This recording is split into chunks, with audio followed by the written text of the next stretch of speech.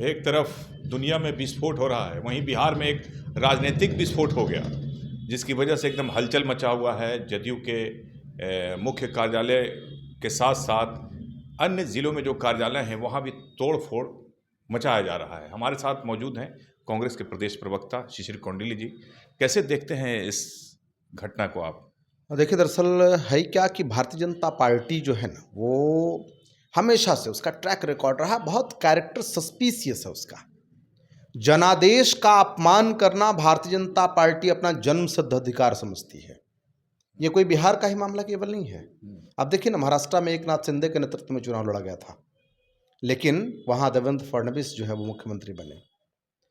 इससे पहले आपको याद होगा, जब विजय रूपाणी मुख्यमंत्री बने थे गुजरात के, उस समय नितिन पटेल के नेतृत्व में चुनाव लड़ा गया था, लेकिन विजय रूपाणी को मुख्यमंत्री बनाया था। हालांकि ये उनके पार्टी के अंदर का मामला है, इसलिए उस पर हम लोग कोई जो है वो क्वेश्चन मार्क नहीं कर रहे हैं। बिहार को कैसे देखते हैं आप? लेकिन बिहार में बेसिकली जनादेश का घोर अपमान भारतीय जनता पार्टी ने होली किया के है। दिन ये अवसर चुना गया। आज यही तो बात है, यही तो बात है। हम लोग सब लोग गांव में होली मना रहे थे, और आज ट्रेंड मालूम चलता है कि नीतीश बाबू जो है वो राज्यसभा नॉमिनेशन कर रहे हैं और मुख्यमंत्री पद छोड़ेंगे।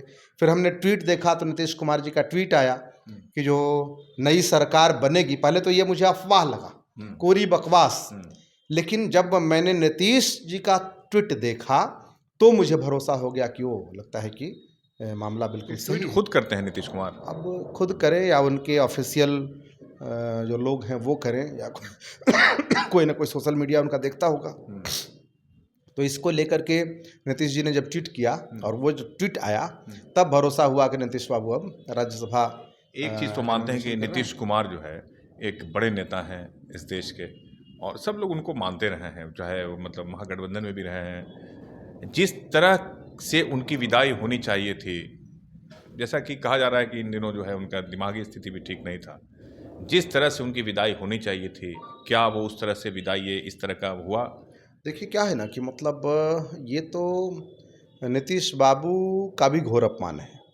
आप नारा देते थे कि 25 से 30 फिर से नीतीश, उन नारों का क्या हुआ, उन वादों का क्या? तो दरअसल है क्या ना कि बहुत सारे फैक्टर्स हैं।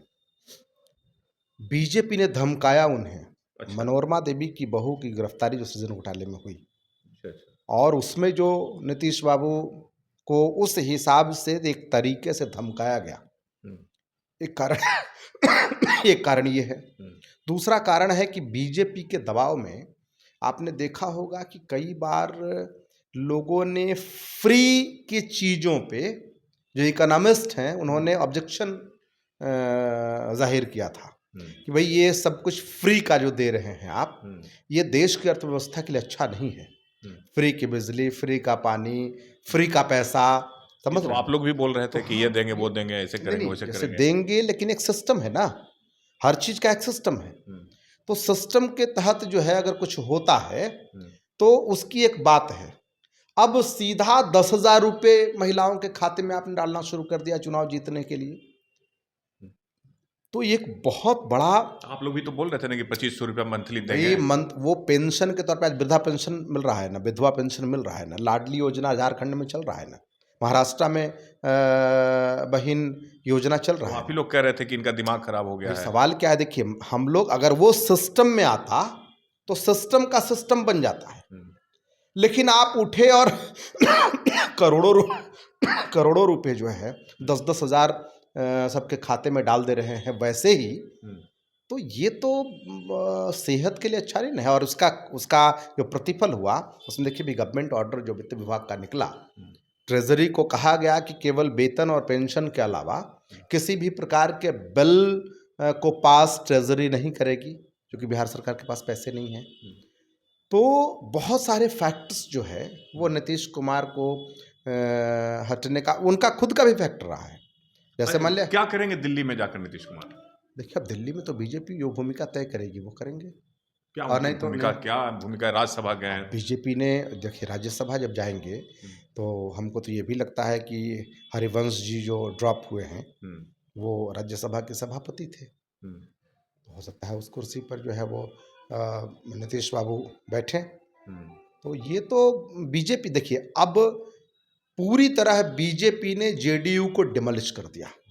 जेडीयू के कुछ नेताओं का भी नाम आ रहा है कि उन लोगों ने मिलकर इस तरह का करवाया। बिल्कुल, वो जो है पूरा नारा लग रहा है पटना में। बीजेपी के एजेंट के रूप में वो लोग काम कर रहे थे। ये संजय झा, ललन सिंह, ये लोग सारे लोग बीजेपी के एजेंट हैं, सारे लोग इनके खिलाफ पूरा नारा लग रहा है पटना में जदयू कार्यकर्ताओं के अब ये तो उनके पार्टी का अंदर का मामला है, इस पर हम बात नहीं करेंगे। अंदर का मामला है, लेकिन ये बाहर आ रहा है। लेकिन हाँ, बाहर आ रहा है तो ये फैक्ट है कि ये लोग जीते तो जेडीयू से हैं, सांसद जेडीयू के हैं, लेकिन काम वो बीजेपी के लिए कर रहे हैं। ये पूर्व से भी जो है वो आशंका जताई जा रही है कि ये सारे लोग जो है वो बीजेपी के एजेंट के तौर पे काम कर रहे थे। और यहाँ तक भी बात आ गई थी कि नीतीश बाबू अगर इस बार पलटी मारते हैं तो इनके जो भी 14-16 सांसद हैं वो सारे के सारे बीजेपी में चले जाएंगे।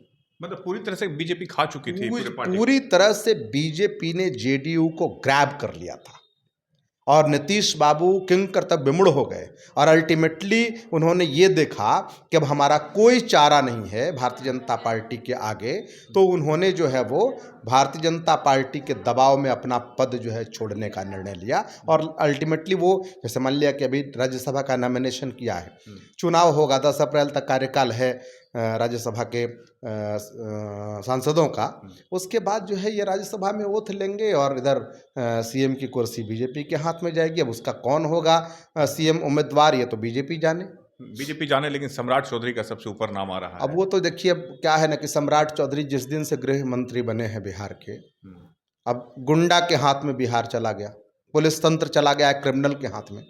अब क्रिमिनल के हाथ में अगर पूरा तंत्र चला जाएगा, ये तो दुर्भाग्य होगा इस बिहार का। बिहार हमेशा ही ज्ञान की धरती रही है, बिहार कोई तिजारत की और गुंडई की धरती नहीं रही है। यहाँ हमेशा ज्ञान की पूजा होती है। जिसको एफिडेविट नहीं बोलने आता है वो आदमी बिहार चलाएगा, दुर्भाग्य ही है बिहार का। जदयू के कार्यकर्ता रो रहे हैं, क्या कहना चाहेंगे वैसे कार्यकर्ताओं? जदयू के कार्यकर्ताओं को रिवोल्ट करना चाहिए, भाजपा के खिलाफ जो है वो मोर्चा खोल देना चाहिए। कोई तरीका है क्या कि जो तुम करोगे वो हम उसको एक्सेप्ट कर लें? जदयू कोई भाजपा की पिछलग्गू है क्या? जदयू इंडिविजुअल पार्टी है, Bharatiya Janata party individual party है। अगर एक पार्टी दूसरे पार्टी को हड़पना चाहेगी, उसको ख़त्म करना चाहेगी, उसका वर्कर बर्दाश्त करेगा? बर्दाश्त करना चाहिए उसको कंप्लीट रिवोल्ट करना चाहिए, बीजेपी के खिलाफ आवाज़ बुलंद करनी चाहिए। और इस देश में वो आवाज़ जो है पहुँचेगी और बीजेपी को इसका खामियाजा भुगतना पड़ेगा। क्या बात है साहब, ये देश जो है लोकतंत्र है और ये देश जो है वो संविधान से चलेगा, देश अराजकता से चलेगा।